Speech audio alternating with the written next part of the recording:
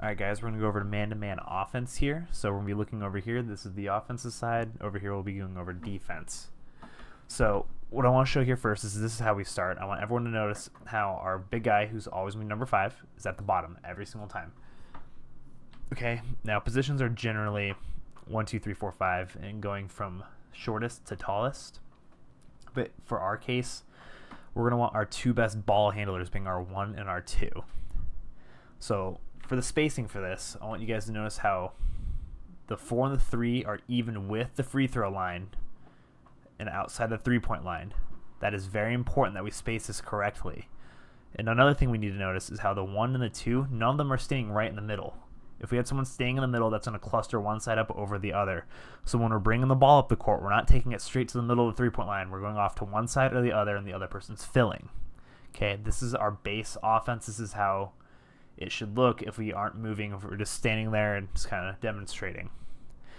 Also, another thing I want to point out is positions 1 through 4 up here are all interchangeable. So that means if you're a 1 and you pass and you cut, 4 is still going to fill up to right here, and 1 would still come back to over here. Okay, so we're going to move forward a step.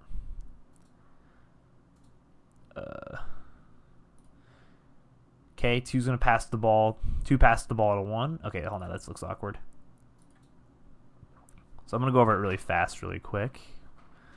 So 2's going to pass the ball to 1. 2's cutting to the basket. 3 comes over and fills. 2 then filled back out to where 3 was. And you guys, I also want you guys to notice how the ball went to 1, went to the opposite side of the court, went to the left half. And 5 waited for 2 to finish the cut before he went to the opposite side, because the 5 is always the opposite of the ball 100% of the time. Okay, so now we're going to resume it. Now right here we have 1 passing to 4.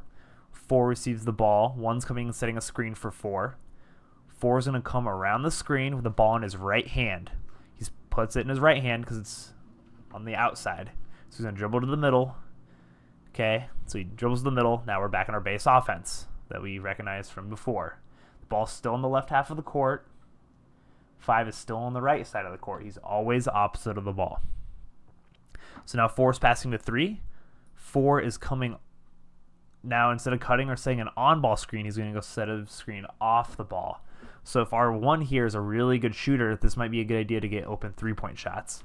So 4 is passing the ball to 3. He's coming over and setting the screen for 1. 1 is coming over to catch the ball and looking to shoot. Now also notice how the 5 waited for the action to happen and then went to the opposite side. Okay, so 1 is catching the ball here. And so since 3 just passed the ball to 1, let's say 1 did not get the shot, 3 still has to do something after he passes it. He can't just stand there. What I've noticed a lot in practices is we just stand there and we do nothing. We need to do one of those 3 things after every pass. After every pass, you got to pass and cut, pass and screen on the ball, or pass and screen off the ball. Never pass and stand there. Oh, I have it right here. So now he's casting the basket, and let's say the off-ball screen happens. 1 comes over, gets the pass. The shot's not there.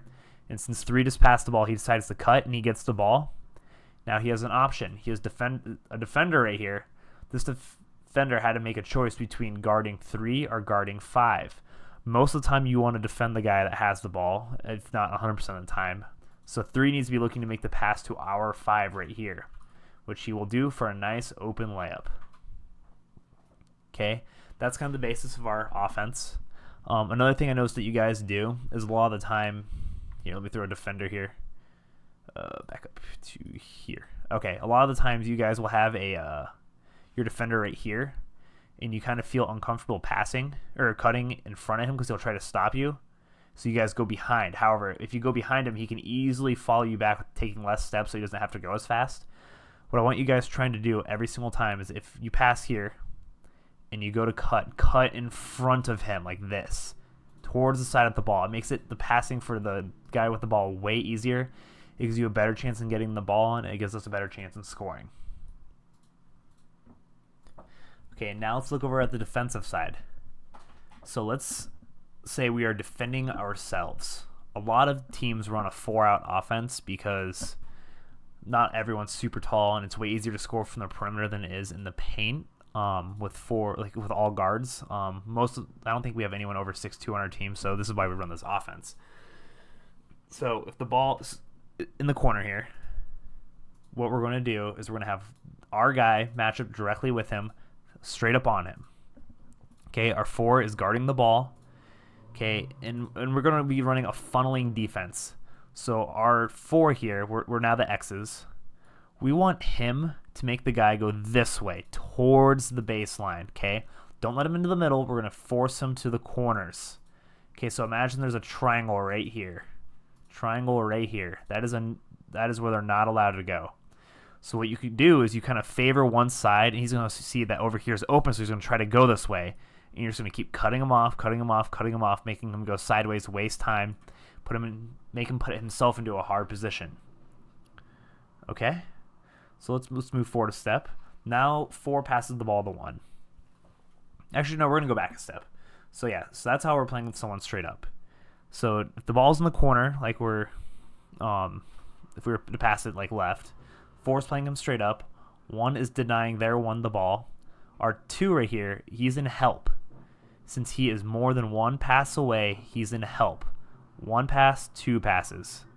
Okay? The only person that should be guarding their guy close is if their guy's only 1 pass away.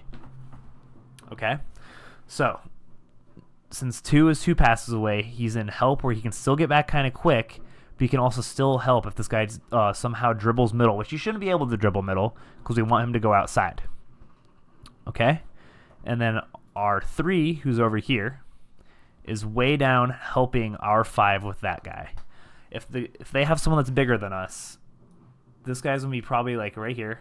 We want our 5 in front of their 5 all the time. Our big guy is always in front of their big guy. He's always between him and the ball. And our help side is always behind him. We're pinching him. We're not letting him get the ball. They're not going to get any easy baskets, nor are they going to get easy offensive rebounds. We're pinching him. He does not get a chance to get the ball. Okay? So we're going to move to the next step. Okay, now 1 has the ball. Now right here, our 3 is standing where he can help, where he can either get over here if he needs to, but also get back quickly. Okay, our 5 here is still fronting the guy. If the guy gets any higher up, like if he decides to come up here, we're still going to stay in front of him. We're kind of pinching him right here. But since this is a super awkward angle, there is no way that this guy's going to make the pass without throwing it out of bounds or trapping him in a tough situation. Okay, so once again, we're always making sure that he cannot get the ball. He's sealed off. So if he moves up here, we might even just drop down here a little bit. Okay, just making sure he doesn't get the ball. Okay, now the same thing but opposite side. If 2 has the ball, once again, we're still fronting him as the big guy. We still have our person that's 2 passes away, 1, 2, in help defense, and our 5 still fronting. These guys are still both in deny. This guy's still playing straight up. So we'll go forward 1 more play. Now in the opposite corner, the guy has the ball. Now 1 pass away, we're still in deny. 2 passes away, we're in help right here, where we can see both our guy and their guy. Make sure you can always see both people. If you can't see your guy, you're doing something wrong. Okay? If you can't see the guy with the ball, you're also doing something wrong. So make sure you always position yourself in a position to see both people. Okay? And then our guy that's 3 passes away, 1, 2, 3, is way down here. He doesn't even need to worry about his guy for now, but he still wants to keep his eye on him just in case he decides to move or he decides to get the ball. You can still get back because that's kind of a far pass, but he's over here. Our 5 is still fronting their 5, and our 4 is pinching him off so he can't get the ball over here. Okay, now we're going to go to the next thing. Okay, yep, this is the same all the way back. All right, next we're going to look at a high-low offense. This is what we use against the zone. And also on the same side, we are going to look at how the defense is supposed to move. So in a zone, these 5 defenders who are in the X's are responsible for a particular zone in the defense. So the first person right here, number 4, we'll go with number 4. He has this corner all the way to underneath the basket. This corner to the basket right here. Okay, so let's say, just for example, let's say number 1 somehow gets the ball over here. He's moving around, and this guy comes out for a shot. This guy's going to move over to the opposite block and kind of take over his zone, and this guy's going to come over here. because we don't need to cover over here because that's super far away. If they throw that pass, we should be able to jump up and intercept it or knock it out of bounds or something. Just don't worry about it for now. So anyway, so that's that guy's zone. Same for the opposite side. 5 needs to rotate between this block and this block, or maybe even between 4 and 3 of their positions. 1 is responsible for from like right here, this edge, all the way over here. Doesn't really need to worry about the corner too much. And then 2 is the opposite, or on the same thing on the opposite side.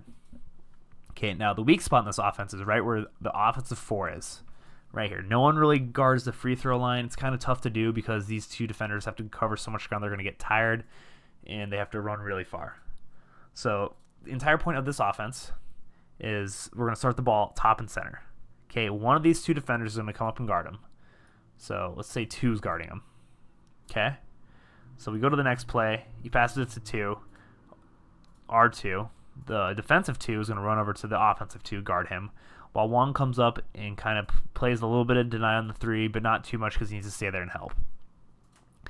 So he could also be down here, but either way, it's gonna be really, really, really difficult to guard number 4.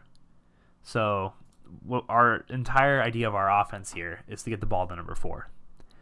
So here, let's watch the play really quick. Okay, right there, we pass it to 2. Everyone shifts. Okay, 2's going to give it to 4 immediately because he's open. Now, 4 needs to make a decision here. If they decide to help him, or if they decide to guard number 4, he can pass it to 1 because there's going to be no one over by number 1. No one at all. So he throws it over to 1. We got an open shot. We shoot it. Okay? So we're going to watch that again. So let's say 1 and 2 decide not to defend 4 here. Okay? Let's say they are no longer there. They are still guarding the people they were just on. 4 is going to shoot it.